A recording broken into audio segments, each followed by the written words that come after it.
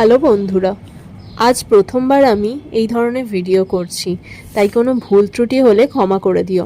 আসলে আমার কেক বানাতে খুব ভালো লাগে, তাই আমি মাঝে মধ্যেই সময় পেলে বাড়িতে কেক বানিয়ে থাকি। কিন্তু যখনই আমি স্পঞ্জ কেক বানাই, কেকের ফ্লাপিনেসটা তুলনামূলক কম হয়। ঠিক এই কারণে আমার এই ভিডিও করার উদ্যোগ। আমার মনে হলো আমি যদি আমার কেক বানানোর প্রসেসটা সকলের সাথে শেয়ার করি তাহলে দুটো জিনিস হবে। এক, তোমরা যারা খুব ভালো কেক বানাও তোমাদের থেকে কিছু সাজেশন পেলে আমার কেকটা আরও সুন্দর হবে।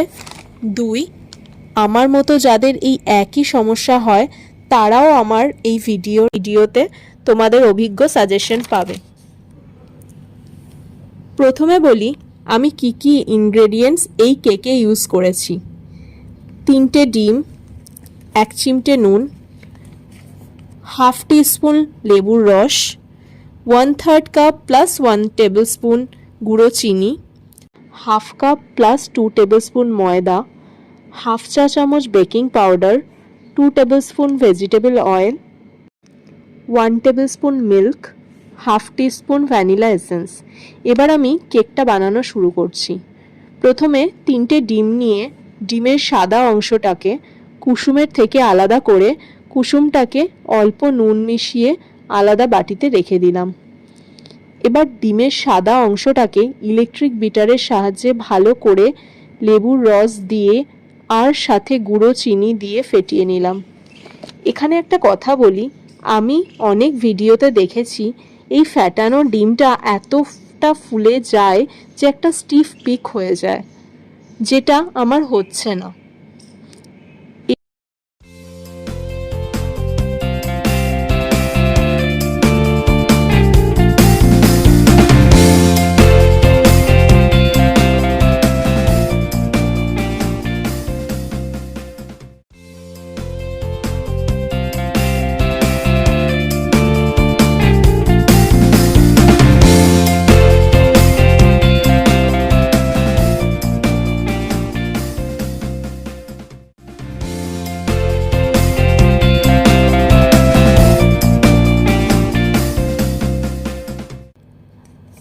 এই অবস্থায় আমি ডিমের কুসুমটা অ্যাড করে আরও কিছুক্ষণ ফেটিয়ে নিই।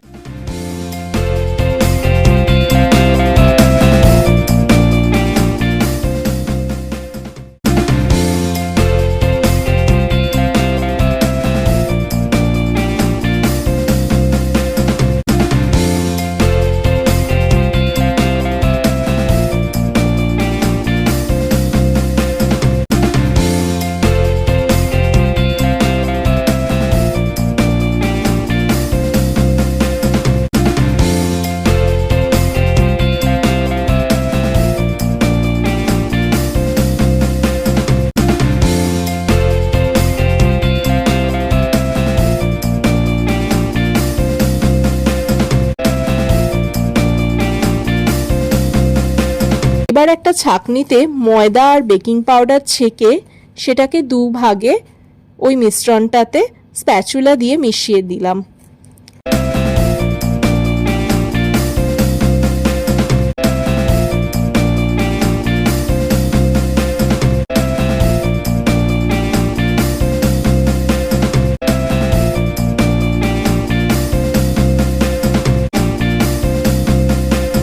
পর আলাদা একটা বাটিতে তেল, দুধ আর ভ্যানিলা এসেন্সটাকে মিশিয়ে ওই মিক্সচারটার মধ্যে দিয়ে আরেকবার স্প্যাচুলা দিয়ে মিশিয়ে নিলাম। শেষে একটা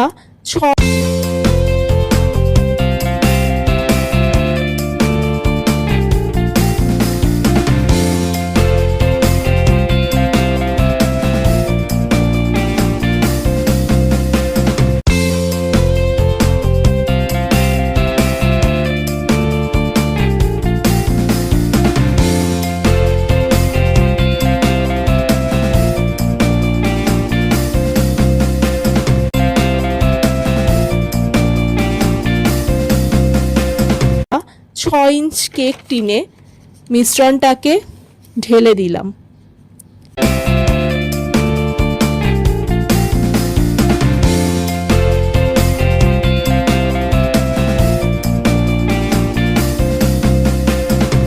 এর মাঝে আমি মাইক্রোওয়েভটাকে কনভেকশন মোডে 160 ডিগ্রিতে প্রিহিট করে নিয়েছিলাম।